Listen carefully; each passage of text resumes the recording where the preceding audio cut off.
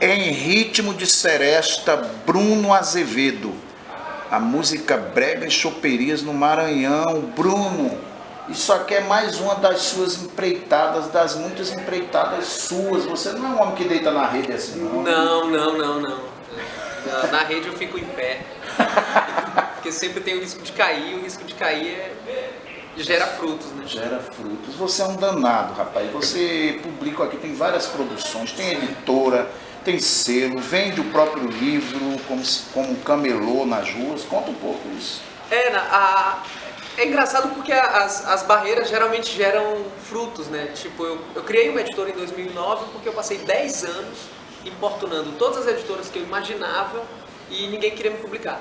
Absolutamente ninguém. Eu acho que tu não vai achar nenhuma editora no mercado brasileiro, a não ser a Leia, as mais recentes, que não tenha recebido um original meu. Então eu mandava e eu não tinha resposta, ou tinha uma resposta genérica. Eu disse, porra, peraí, eu tenho que fazer alguma coisa. E aí eu criei uma editora para dar às pessoas a ilusão de que eu estava sendo editado. Porque a editora, na verdade, era eu mesmo, era o meu laptop que eu criei o selo. E aí, em 2009, lancei um livro chamado Breganejo Blues, por essa editora. Breganejo Blues. Breganejo Blues, que é a história de uma dupla sertaneja chamada Adailton e Adailton, que é investigada por um taxista que é detetive e fã de Bang Bang. Em suma, e aí eu fui para um evento, o FIC, em 2009, com esse livro, com essa editora, né? Que foi é o FIC? FIC é o Festival Internacional de Quadrinhos, que rola a cada 2 anos em BH. E a editora e o Breganejo abriram portas que 10 anos de correspondências com editoras nunca tinham me aberto. Se você ficasse esperando, estava Se eu ficasse esperando, eu já teria virado funcionário público, que é um de morte horrível. Mas bem, e aí, com o Breganejo, surgiu a coisa, eu de fato virei um autor, mesmo que seja um autor que usou de uma malandragem ali para se legitimar, e coincidiu com uma certa onda de independência de vários caras, tanto grandes quanto pequenos, que começaram a perceber que, bem, a tecnologia já está a nosso favor, a internet já está a nosso favor, e talvez a gente não precise mais ser grande para ser grande, ou para ser relevante. E aí, bem, a editora começou a crescer muito, né? Eu comecei a receber originais de outros autores. Chama Pitomba Livros e Discos. Porque a minha ideia é fazer livros e lançar discos, tanto de música quanto de audiobooks de pessoas que eu curto. Então a ideia uma política recente, na verdade, da editora, é que todo mundo que compra um livro ganha um disco. Porque eu passei alguns anos tentando vender disco e descobri que é impossível vender disco hoje em dia, é muito difícil. Um disco físico, e eu gosto do disco físico. Então eu tenho feito os discos e todo mundo que compra os livros leva um dos discos dos autores da editora. O livro, bem, a gente faz hoje em dia disco a preço de cartão de visitas. Então o disco funciona como essa coisa que vai movendo, né? E eu lembro que eu te conheci, você estava com esse livro aqui, A Intrusa, que é um best-seller aqui em São Luís, né? Você vende nas ruas. A Intrusa foi a coisa de se apossar de um gênero popular meio marginalizado pelo cânone literário, que é o romance vagabundo de banca para mulher, né? Sabrina, Bianca, Júlia. Daí eu passei 2 anos obcecado pelos livros, lendo um bocado, que é de uma sacanagem deliciosa. Coleção Ardente. Coleção Ardente, volume 1654. E diz que é um sucesso, né? Diz que você recebe o retorno das pessoas da rua. É um sucesso isso aqui. Isso eu vou vender em parada de ônibus, Marcelo. E eu levo o catálogo da editora e as mulheres, principalmente, olham direto para isso. Tem uma identificação direta com o próprio formato do livro. Ele é feito todo para emular um livro de banca. Eu digo que eu tento fazer o melhor produto vagabundo possível. O melhor produto vagabundo do mercado. O melhor produto vagabundo do mercado, é essa a ideia. Eu adoraria imprimir em papel jornal, por exemplo, mas ele é mais caro. Parece um contrassenso, né? Mas imprimir papel jornal hoje em dia é mais caro do que imprimir no papel pólen, para minha tiragem. Eu ainda não imprimo 10 mil livros. Quando eu começar a imprimir, certamente vai ser no papel jornal. E tem essas coisas também de putaria, né? É isso? Baratão. O Baratão 66 é a história de uma casa de depilação chamada Baratão 66, que à noite elas invertem a última letra e vira Baratão 69, casa de tolerância. Administrado pelas mesmas mulheres que trabalham lá durante o dia, né? Então elas são depiladores de dia e prostitutas à noite. Você tem uma imaginação galopante, né, rapaz? Porque as histórias todas tuas são cheias exatamente dessas reviravoltas inusitadas, né?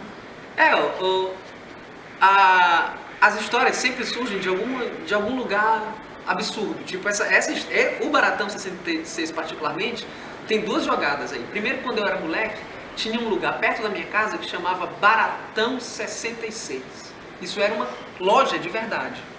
E eu ficava muito bolado em saber o que porra um lugar chamado Baratão 66 vende. Porque eu nunca entrei no lugar. Mas o lugar chamava Baratão 66 e eu lembro que era verde. E eu ficava muito intrigado com aquilo. O Glauber Rocha fez um documentário chamado Maranhão 66. Caramba! Que é ele cobrindo a posse do Sarney aqui, quando ele assumiu como governador. Foi um documentário encomendado pelo próprio Sarney, que o Sarney não usou, porque eu acho que não disse bem o que ele queria. Isso em 1800 e pouco deve ter sido a posse. Essa foi a primeira vez que filmaram, porque já tinha tecnologia, mas a outra foi com o Pero Vaz de Caminho. Sim, fala, e tinha o Maranhão. E aí tem o Maranhão 66, que é um grande discurso sobre o Maranhão. E os meus livros são sobre São Luís. Então eu juntei essa loucura política com a coisa da memória de infância na ideia de uma família decadente que vem de uma ascendência nobre na cidade, mas que decai, e a única coisa que sobra é o que elas conseguem vender, que é o próprio corpo. Que é essa mulher, essa matrona que cria, cujo marido, que é um militar, some, ela entra em decadência e ela e as filhas começam a se prostituir, né? Então é uma coisa do discurso entre a modernidade e essas práticas antigas daqui do Maranhão. Com a coisa da putaria, né? Na verdade, o livro mesmo começou a surgir quando eu estava no carro com uma amiga minha. A gente passou por uma casa de depilação, ela estava falando como era vexatório ir para um lugar onde as pessoas enfiam a lixa no rabo da pessoa e puxa. E aí, porra, tem que ter uma casa de depilação. E o Baratão começou a aparecer daí. Você já está com quantos livros? Seus? O Em Ritmo de Seresta é o 8º. É o 8º. E esse Em Ritmo de Seresta, o lançamento foi ontem aqui em São Luís, um sucesso, né? Tem a apresentação do Zé Cabaleiro e é eu diria uma pesquisa, um apanhado da música brega e choperias no Maranhão, é isso que você fez? Esse livro foi minha dissertação de mestrado em Ciências Sociais. Desde moleque eu ouvia os bregas. Você não tem como vir aqui sem ouvir brega. Só que o brega que se faz no Maranhão é um brega muito particular, porque ele surge a partir daquele tecladinho de churrascaria. Que quando cai aqui é uma bomba. E eu fui estudar isso, como é que o surgimento do teclado no Maranhão gerou uma outra inteligência musical. Para mim é um movimento de música eletrônica, que surge quando um monte de músico que está entrando em decadência, ou seja, as grandes bandas que tinham aqui faliram nos anos 80, porque os clubes faliram, e você imagina um cara que é guitarrista por 25 anos, ficar desempregado, se ver obrigado a comprar um teclado, largar a guitarra, aprender a tocar teclado e virar cantor de brega. E foi o que aconteceu com uma geração inteira de músicos, que saiu da banda de baile, da disco music, direto para a seresta do bolerão dos anos 50. E uma segunda geração nunca foi de banda, eles já nasceram no mundo no qual só sabia tocar no teclado. E aí veio Adelino Nascimento, Raimundo Soldado, Júlio Nascimento e até Laírton, que foi um grande estouro midiático no comecinho dos anos 2000, com uma música feita só no teclado, vendendo literalmente milhões de cópias. Que é aquela Morango, como é? Morango do Nordeste. Morango do Nordeste. E assim, com clássicos absolutos que estão restritos ao Nordeste do país. Engraçado que eu estava ontem com o Paulo César de Araújo e eu mostrando pra ele Leidiane, ele, rapaz, eu nunca ouvi Leidiane. Como assim? Porque Leidiane é uma música que se tu cantar pra qualquer pessoa aqui, elas vão cantar junto contigo. Leidiane é um clássico, só que é um clássico restrito. Então o que eu fiz foi recuperar a história desses caras, fazer uma etnografia das choperias, que são as casas que tocam brega, e concluir com uma discussão sobre por que esses caras são marginalizados. Porque eles não são, apesar de ter feito todo esse sucesso, eles não são reconhecidos como músicos ou representantes da música do Maranhão. Deixa eu te perguntar, e aqui o livro vem com CD também, com esses hits, né? O livro vem com 12 clássicos da música do brega maranhense, mais 2 bônus, que são um apanhado desde os anos 80 até a metade dos anos 2000, do que esses caras andaram fazendo, né? E aí tem Júlio Nascimento, Adelino Nascimento, tem o Raimundo Soldado, Valfredo Jair, caras que são importantíssimos para a música do Maranhão e que geralmente não são mencionados como parte da música do Maranhão. Para te ter uma ideia, a gente teve há 2 anos a comemoração dos 400 anos da cidade, que foi uma festa gigantesca, e esses caras não participaram de nenhum evento. As músicas dele não foram lembradas como parte daquilo que constitui-se a legítima música maranhense, ou seja, eles são literalmente marginalizados. E estão aí, né? Melhor consumido com álcool, diz aqui. Ele também diz que esse livro aqui são quadrinhos para toda a família. Rapaz, como é que você define o trabalho que você faz, Bruno Azevedo? Os trabalhos que você faz, toda essa tua agonia, toda essa tua teimosia. Eu me interesso pelo marginal. Eu acho que se tem uma coisa comum em quase todos os meus trabalhos é que eles de alguma forma tratam de algum tipo de marginal, certo? Seja, por exemplo, a Intrusa, eu estou falando de um gênero marginal da literatura, que é o romance Melasunga, que as pessoas nem leem e chamam de vagabundo. Pô, como é que eu vou chamar um troço de vagabundo se eu não me deu o trabalho de ler? O romance Melasunga é um negócio tão cachorro. Romance Melasunga. Pois é, essa foi a categoria que eu criei, porque não tem categoria. Você não consegue sintetizar em uma palavra esse tipo de livro. A gente tem sempre que dizer aqueles livros tipo Júlia, Sabrina e Bianca. Não tem uma categoria para tratar o livro. Isso demonstra a sua exclusão dentro do próprio mundo literário. Porra, se eu disser o que é o romance cyberpunk, todo mundo vai saber que isso tem suas determinadas arestas que definem aquilo enquanto um gênero. O romance Melasunga, apesar de ser uma das maiores indústrias de literatura do mundo, não tem no português uma categoria que o defina.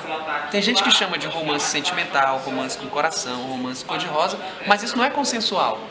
As leitoras, elas vão dizer só romance, mas elas não fazem ideia de que romance quer dizer uma outra coisa, não exatamente aquilo que elas estão definindo. E aí eu criei o termo romance Melasunga, porque eu acho que é para isso que o romance serve, né? Para melar sungas.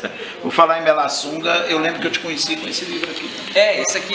Esse aqui esgotou, essa é a única cópia que eu tenho, que chama o Monstro Souza. E você convida quadrinistas para fazer com você? Você desenha também? Não, se eu desenhasse eu não falava com ninguém, eu só ficaria em casa, trancado, desenhando e me masturbando em cima do meu próprio pincel.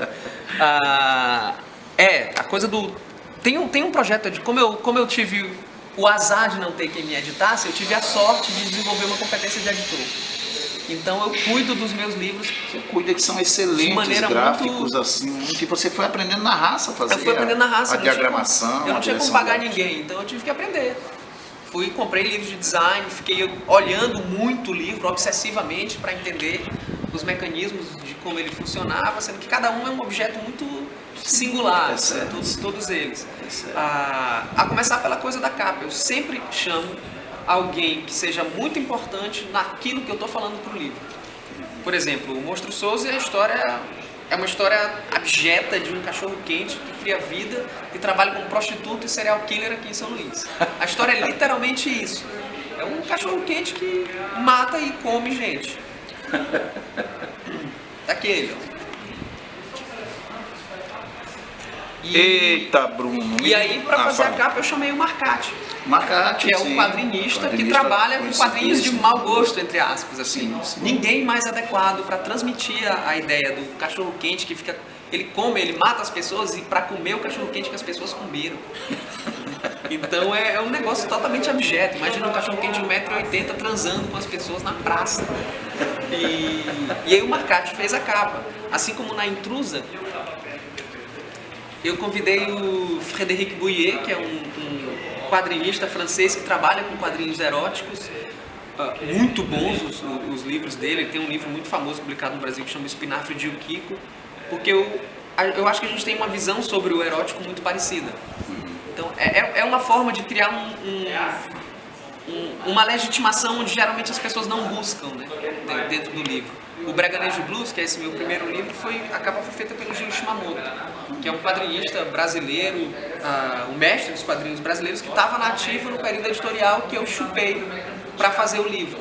Então isso, pelo menos para quem conhece esses caras, diz muito sobre o livro. Então, é um preciosismo que eu tenho em todos eles. Excelente. Tem aqui o Luciano Hirtum. O Luciano Hirtum, que é um cara que coisa extraordinária. O Luciano Hirtum é um louco. Olha que coisa maravilhosa, né? Muito bem acompanhado. Deixa eu te dizer, quem quiser mais informações sobre o Pitomba, sobre a editora, sobre você, vai para onde? A editora tem uma página no Facebook, que é Facebook/Pitomba Livros e Discos. E eu vendo hoje em dia, além das vendas na rua, por uma lojinha virtual que fica no pitomba.iluria.com. pitomba.iluria.com, é isso? É isso, porque a editora não distribui livrarias, é muito raro. Mas, rapaz, que cara aperreado, que cara fantástico. Um homem que deita na rede, mas na verdade está em pé em todas as redes sociais, em todos os cantos. É um prazer sempre reencontrá-lo. Parabéns. E me diga, para terminar aqui no Reverbera, me diga uma palavra que resuma São Luís do Maranhão. Uma palavra, olhando para ali. Lixo. Reverbera!